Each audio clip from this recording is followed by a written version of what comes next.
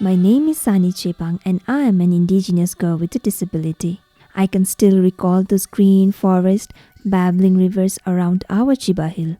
We Chepang people are interconnected with our forest and natural resources and have been dependent on these for our livelihood and traditional occupation.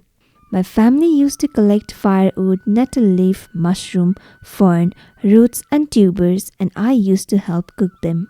We used to eat fresh organic food and everyone was healthy.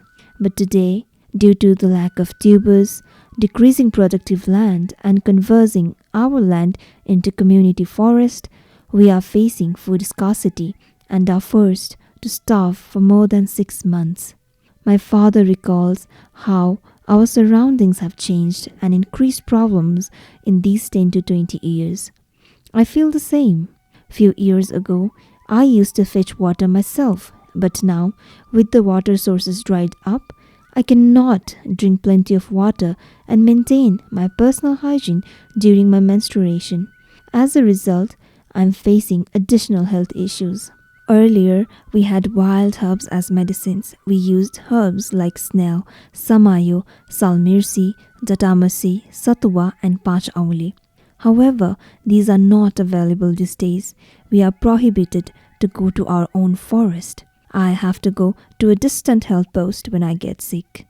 My father has to carry me on his back, which makes me uneasy and humiliated. I recall those days when we used to have easy access to herbs. The current development actions, road expansions, and disasters have aggravated our problems to risk and vulnerability.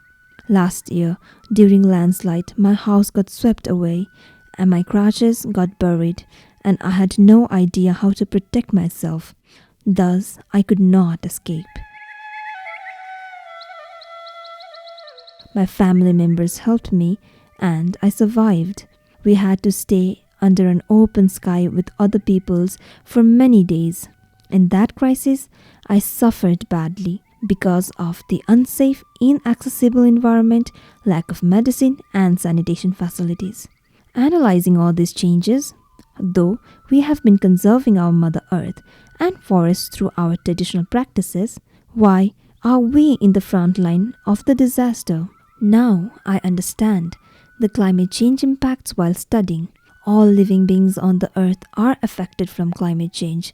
Among them, women, indigenous people, persons with disabilities are more affected. For this, there should be awareness on disability inclusive climate policy, integrating the problems faced by marginalized groups. I now understand we are the right holders and we must collectively amplify our voices and share our lived experiences at the climate change conference through meaningful participation. We demand all member states, concerned stakeholders, civil society organizations, indigenous people, women, and organizations of persons with disabilities should listen our voices and urge to implement policies at all levels.